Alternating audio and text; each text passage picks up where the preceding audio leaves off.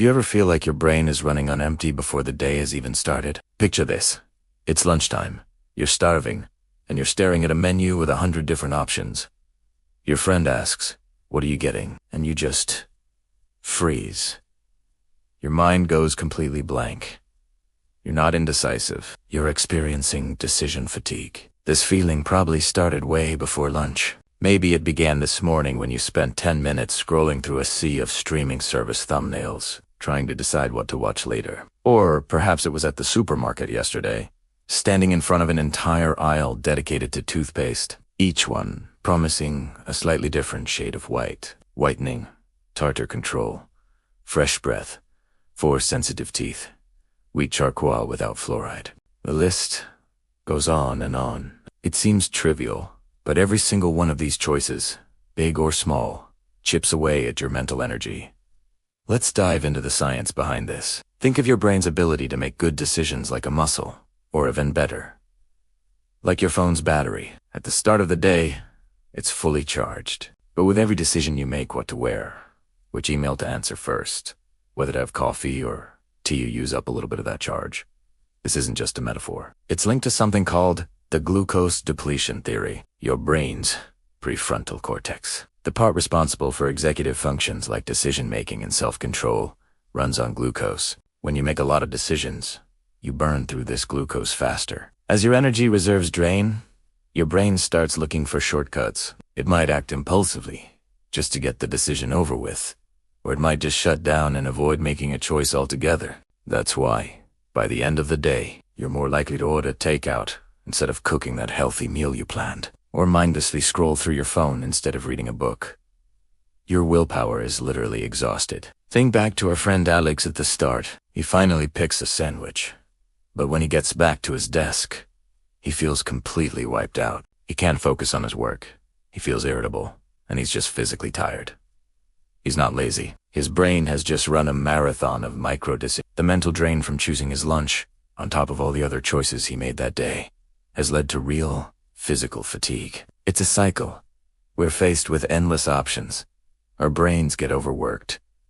Our decision-making quality drops, and we end up feeling stressed and depleted. This isn't just about feeling overwhelmed. It has a real impact on our productivity, our happiness, and even our relationships. When you're mentally drained, you're more likely to snap at a loved one or put off important tasks. We live in a world that glorifies choice, telling us that more options mean more freedom. But what if the opposite is true? What if all this freedom is actually trapping us in a state of constant, low-level stress? So, how do we break free from this cycle and reclaim our mental energy? The good news is, it's not about moving to a remote cabin and living off the land, unless you want to. It's about being intentional and simplifying your choices where you can. Let's look at some practical strategies. First, automate the small stuff. Take meal planning.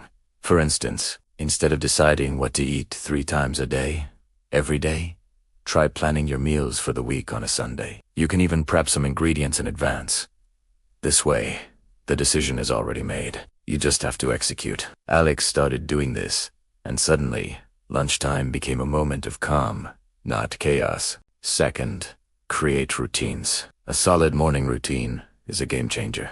Instead of waking up and immediately deciding what to do first, have a set sequence. Wake up, drink a glass of water, do a quick stretch, get dressed, eat your pre-planned breakfast. Routines eliminate a whole series of decisions and put your brain on autopilot for the less important tasks, saving that precious mental energy for what truly matters later in the day. Third, and this might be my favorite, limit your options in specific areas.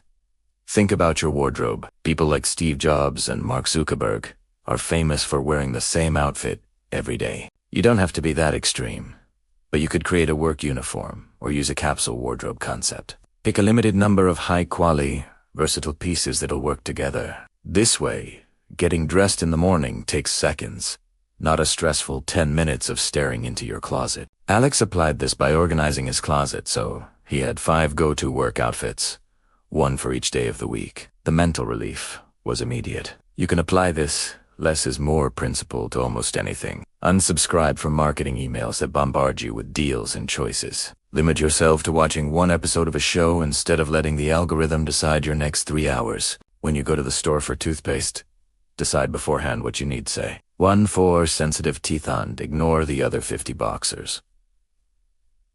These aren't restrictions. They are strategic decisions to free up your mind. By reducing the number of trivial choices you make, you're essentially building a fortress around your mental energy. You'll have more brain power left for the big, important decisions, the ones about your career, your relationships, and your personal growth. You'll feel more in control, less stressed, and more present in your own life.